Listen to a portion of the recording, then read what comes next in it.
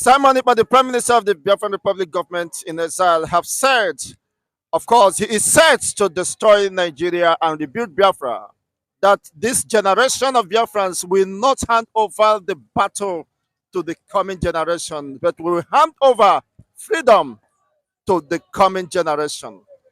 We, this generation of Biafra, will never ever pass this struggle on to our next generation. We are going to pass freedom onto them. We are going to pass a better society, a better country onto them. We will pass a country that they are going to be proud of, and they will be ready to die as a patriotic citizens of Biafra. I want to assure you today that Nigeria is gone.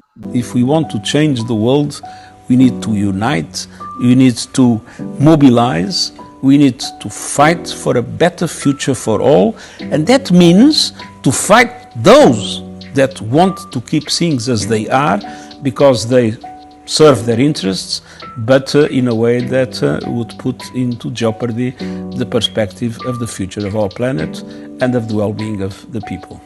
Your take on this? What Simon Ekpa, our God-able giving Prime Minister, said that he will destroy Nigeria, or Biafran will destroy Nigeria and rebuild Biafra. There's no need of we dragging to destroy Nigeria or not. To me, there's no need of it. What will remain again in Nigeria that you say you are going to destroy? Look at the way Nigeria is heading. You say, I will destroy Nigeria. What remains again in Nigeria that we will destroy? Look at it. Nigeria has been destroyed by itself. A nation where you buy a liter of fuel 1,000 naira, what remains there again you will destroy? In Lagos.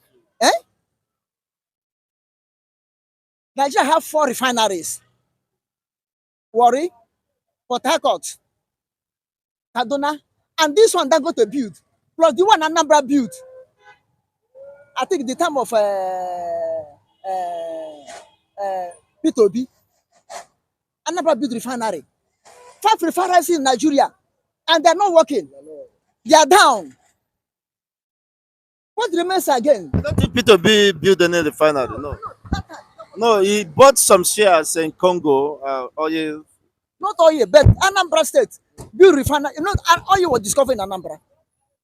Between Kongi and Anambra. They built a refinery there. Okay, let us say Anambra did not build refinery. Okay, let us take it like that.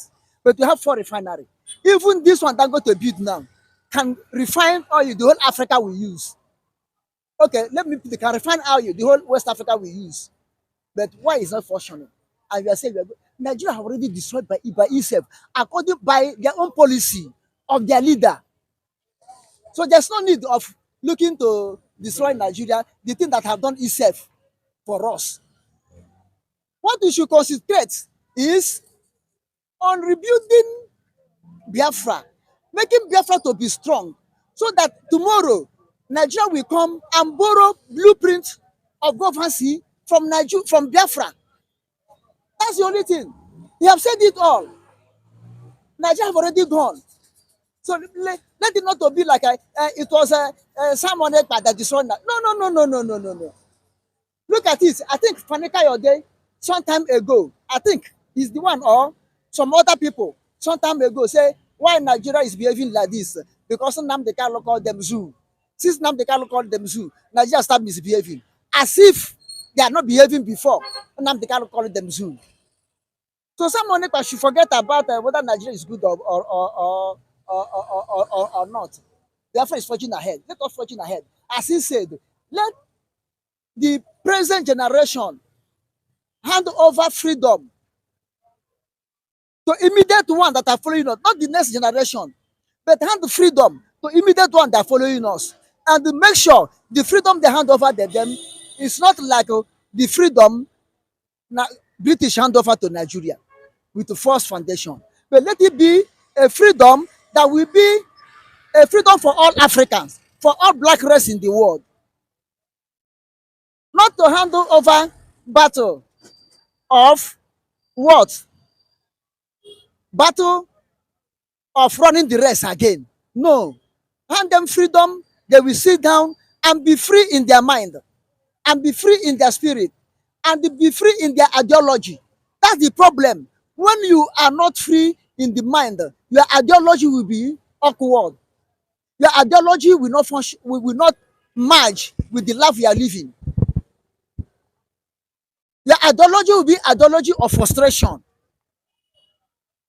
So freedom that every Biafran man, this 40 state of Biafra will live paradise on earth by the grace of our Lord Jesus Christ.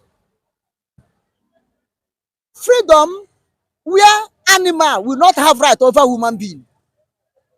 Freedom where you go to farm and farm peacefully and go back to your house. Freedom where your ladies, your wives, your mothers, your grandmothers will walk on the road without anybody raping them. Freedom where people will not live in IDP camp in their own country. Freedom where the nurses and doctors will move freely. There will be no Boko Haram to kidnap them. Freedom where you have light, you have infrastructures, you have employment, you eat 3 square meal a day. For the most poorest person, eat 3 square meal a day. That's what the freedom Simon Ekpa mean that we hand over to the people of Biafra. Freedom where a set of people will not be importing arms given to other states to be killing them. Freedom where the rulers will hold accountability of whatever they do. Freedom where a political leader will come down and say and call the people, come and probe me if I have embezzled anything, like Samuel did in a book of I think Second Samuel chapter 2 or so. He asked the people of Israel, now I have been with you since from my childhood. Now come and testify me in this my old age. If I have taken anything from anybody, if I have taken any bribe, if I have consumed the weight of Israel, let you people come and testify against, push me, probe me. And all of them say, since we know you from the chat, you have been working with us, such type of thing happen in you. It's okay. As I have said though, let God be witness between me and you people. And this freedom cannot come at the platter of gold, just as the UN Secretary General made very clear that if we must change the narrative, we must be prepared to fight those who don't want things to work for the collective interest of all. So, how prepared are you to fight for this freedom? Because it will never come easily, will never be given to you except you contest for it. Now, you see, the fight can be in any angle. The fight can be through civil disobedience. The fight can be through diplomatic way. The fight can be through ekwe, ikekwe, pom pom pom pom pom pom pom pom, cut him, water. It can be in any form. And Simon Ekpa is a prophet of water. He's a prophet of water because the people he dealing with them like water. They don't want the peace. They don't want to make it in a peaceful way. Not that he's agitating for water. Maybe it's what the people is dealing with them understand well. Like Buhari said, that he will talk to IPOB in a language they can understand. This is why Simon Ekpa is talking in the language Nigeria can understand also. Biafran men on the ground are hitting the music, and whosoever is willing will come and dance, and let us see whether after the dancing how the body of that person will be. You understand?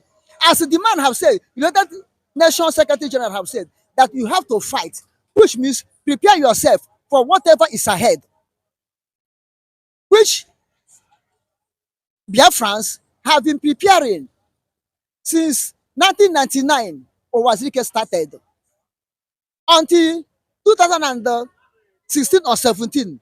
Nnamdi Kanu took over, IPO came up. They are still preparing. Up till now, Simon Ekpa is the God-given Prime Minister of Biafra Republic government in exile. I have watched him in one of his videos, of course, soliciting for funds. Does it mean that the Biafrans are not supporting him? Because he said that we just have 60% of what we needed to fight Biafra. He's looking for people who will support Biafran cause and, of course, liberation massively. Does it mean that it's a sign that, of course, perhaps the Biafrans are not giving him the much desired support? You see, the liberation of Biafra solely depend on the youth and solely depend on the common masses of Biafra. But these billionaires that are thinking how to be more rich, more 75% of them from Biafra are less concerned because they think if they contribute to Biafra cause, it's a minus to them. There's no way they are making profit. That's number one. Number two, they think that the government of Nigeria, if they came to notice that they are contributing for Biafran welfare, they may, if the one that have business in Nigeria, they may frozen their business or frozen their account. Or if they're abroad, they may be banned not to enter Nigeria. But they don't know that Biafra is more accommodative, more expensive, more harmony, more business flow than Nigeria. They don't know that. And then, moreover, fear came to hold them that they don't know if finally they committed to Biafra and Biafra is restored. Fear is holding them. They don't know whether they will have opportunity to be playing Yankee Panky game they are playing in Nigeria. Which, if they don't have that opportunity to play Yankee Panky they are playing in Nigeria, there's no way they can recover what they have contributed to Biafran cause in a way they want it to be. Because Biafra government, there be no corruption. Now, with this development, as he's canvassing, if he did not get the desired expectation or results financially, of course, to execute this battle or defense of the Biafran sovereignty, what do you think possibly will happen? What are your greatest fear? I don't have any fear because the battle he holds is almost on the finishing line. So the little he has, the little Biafran has, with the support of the heavenly edges, will be overcome. Remember, Jehoshaphat in the book of Chronicle, I think Chronicle 2020, Second Chronicle 2020, Jehoshaphat, when the three nations come in confederation against Jehoshaphat, Jehoshaphat only went to the Lord and to do what? And to pray. The Lord tells Jehoshaphat, go, the battle is not yours, but it's for the Lord. The Lord has taken over the battle. Did Jehoshaphat go with any arms? Jehoshaphat go with only singers. They carry musical instruments, not arms, not a shield, not a sword, no chariot. Money is involved when it's involved musical instruments. You know, musical instruments are now costly in the world, especially in Nigeria. I'm coming on that.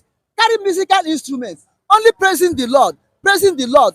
Before Jehoshaphat and Judah will reach there, the three nations have killed themselves by themselves. They only went there and took spoils. And it took them 3 days to bury dead body of the enemies. Now, the money Jehoshaphat is looking for, even if at all he borrow money to buy those instrument credits or borrow money to buy it, the lootings he get there have recovered the money.